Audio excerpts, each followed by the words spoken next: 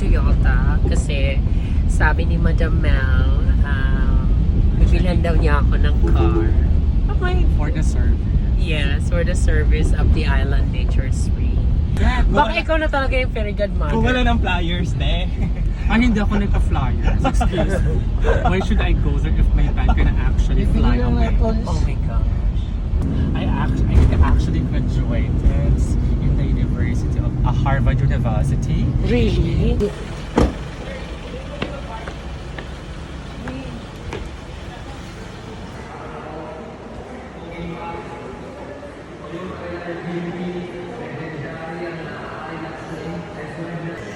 So ayun, nagpipili na siya ng car para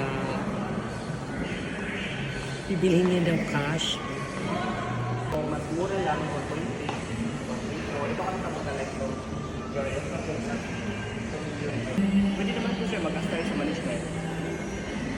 Magdating card sa card. Tapos, pwede mo sir, kasi I price cash? Kasi I private that card. Pwede naman po. For example, ito po yung Tapos, like how much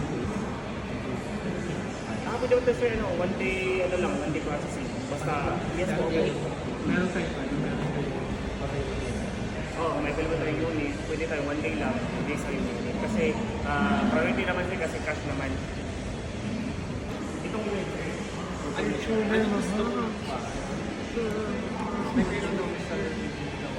Wala, may babalik ng fortune. Pero lang very good mother.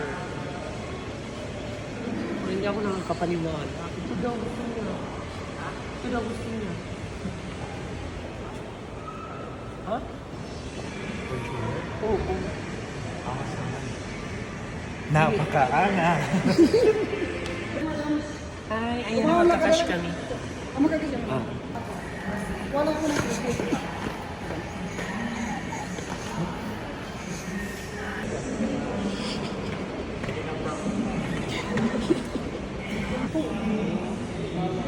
Actually, ito lang ang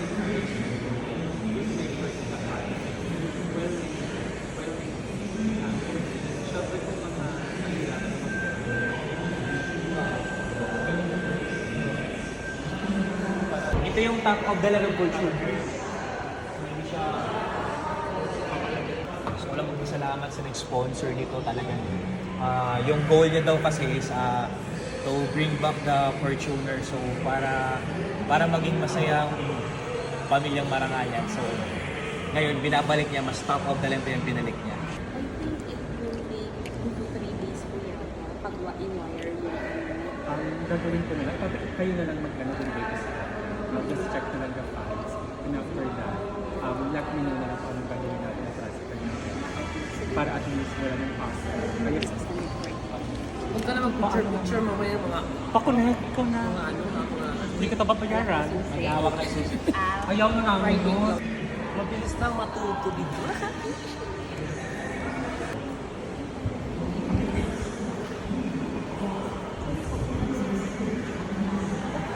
Kasi kaya paano?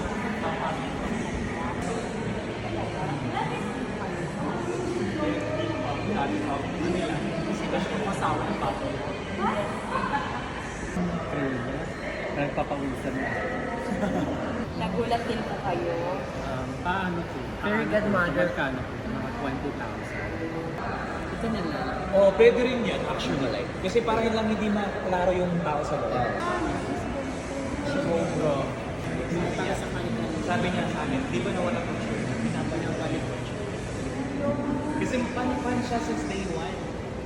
Kasi alam niya lahat, alam niya lahat. Nakakapaniwala. Nakapaliwala. Tita Brown!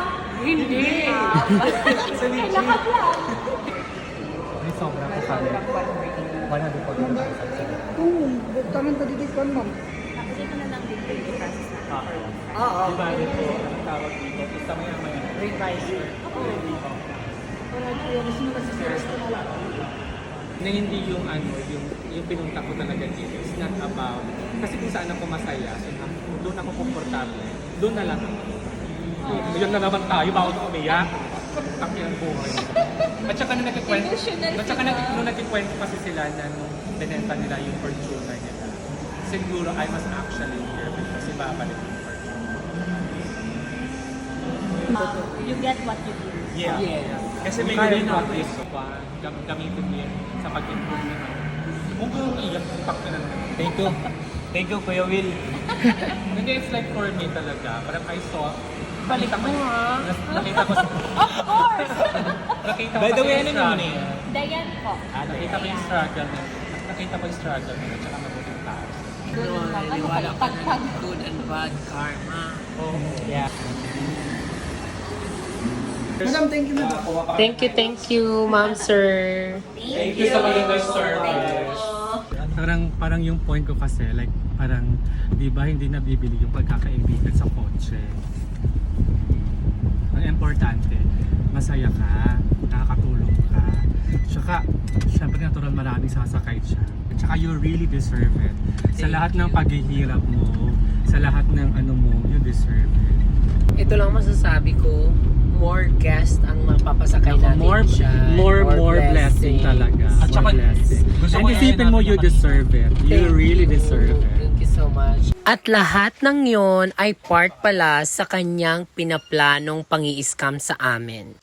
Dumating siya ng February 9 at 7 a.m. Isali na din natin itong talisod eksena niya kasi baka na naman part ito ng kanyang plano. Dumating siyang parang balisa, aligaga, nag-chill, nag-shake daw yung kamay niya kasi ang eksena niya may anxiety daw siya. So ayun. Siya yung kauna-unahan naming walk-in guest na gustong mag-avail ng isa sa aming staycation ni Pahat. Dahil wala na nga available na room that day, nag-offer ako sa kanya ng camping tent. At ito pa yung nakakaloka kasi gusto niya ipakancel ko yung isa sa nakabook doon kasi para siya daw yung papalit. To make the long story short, at so ayun, the following day, nakuha na niya yung loob naming lahat. Na-hypnotize kami. Dali-dali ko siyang inilipat sa Nipati staycation room namin. Ganon siya kabilis trumabaho. Niregaluhan pa niya ako ng fake na Michael Kors. Sinakyan ko lang yung trip niya that night. Thank you so much. Kasya sa'yo? Oo, thank you. You're so sweet. Thank you. I will be back. Oh my gosh, I so love it. Binilhan pa niya kami ng mga foods ready to cook. Pizza.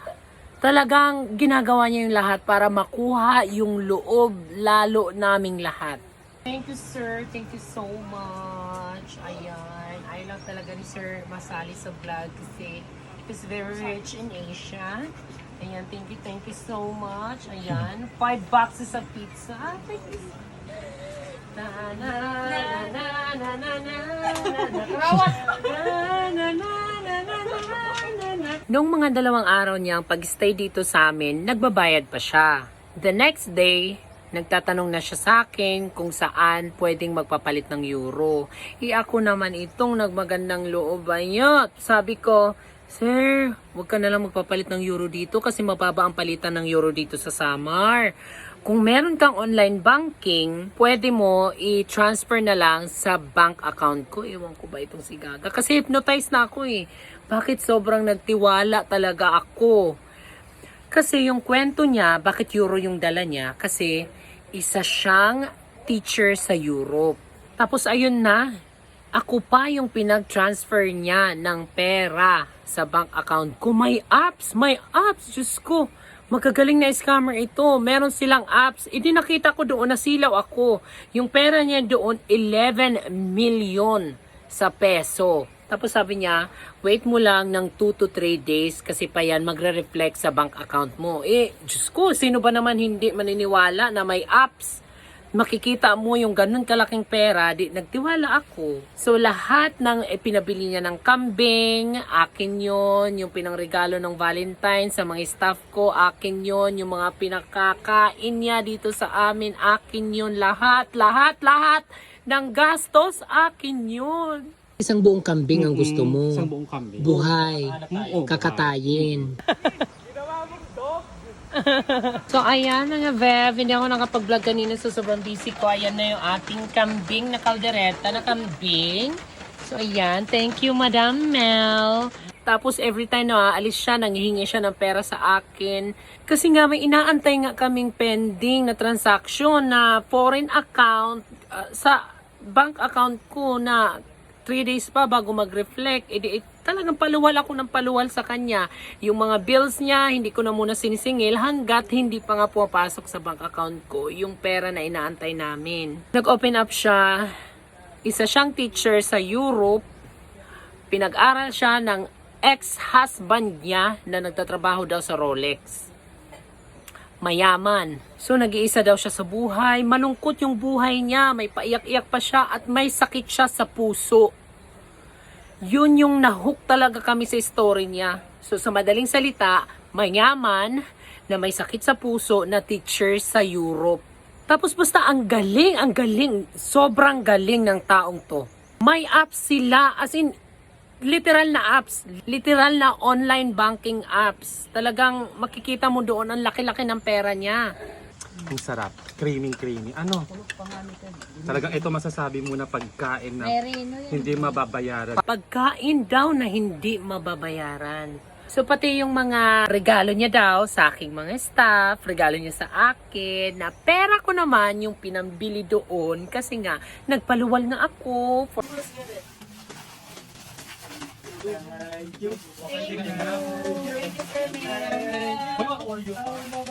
At noong February 15 ng madaling araw, ichinempo niya talaga na katutulog lang namin. Nag-chat pa siya sa akin kung gising pa ako to monitor. Siguro mga 1 hour pa lang kami nakatulog. Nagradyo sa akin yung aming guard.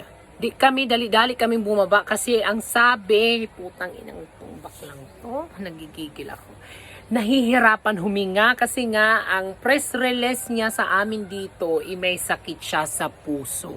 Di lahat kami na aligaga. Syempre, guest namin ito, hindi namin pwedeng pabayaan. Sila Jade, sila Kramer, tumawag agad ng ambulansya. Diyos ko Lord, grabe, ganun kami kabilis rumisponde dito. So, ayan na yung start ng eksena niya. Ayan, kunyari, lumalapit siya sa guard namin na nahihirapang huminga. So, dali-dali naman ito akong naaligaga. Syempre, guest nga namin, hindi namin talaga pwedeng pabayaan. At hindi lang basta guest, VIP guest na may sakit sa puso.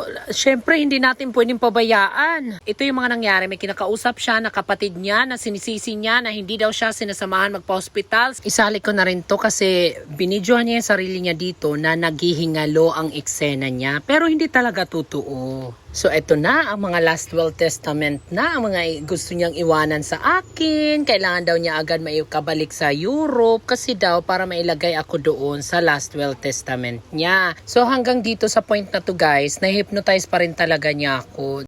Kasi biruin mo ba naman, ikaw ba naman bibilhan ng Fortuner top of the line, isasali ka sa last will testament niya at ipagkakatiwala pa sa'yo yung safety deposit box niya. Kaya kailangan niya talaga makabalik agad-agad sa Europe. And it's all lie. Part ito ng kanyang pang-i-scam. At nung pagtalikod ko para ayusin ko na yung mga gamit ko, ayan, bigla siyang lumakas. Siya na rin nag-impake ng mga gamit niya. Inisip ko kasi, magdadala ako ng mga gamit ko kay baka ma-confine siya. At ayan, nung pabalik na ako, balik na naman siya sa eksena niya, ang sakit-sakitan. At nung pagkadating ng ambulance, ayan, siya rin ang buhat ng mga gamit niya. Ikaw ba naman, ma-heart attack? Hindi ka na makakaganyan. Nako, hindi pa ako tapos. Kung wala nga lang akong trabaho today, ikukwento ko sa inyong lahat. Abangan nyo na lang yung mga susunod pang nangyari. Malaki-laki ring pera yung nawala sa akin. Kaya kailangan ko ulit magtrabaho.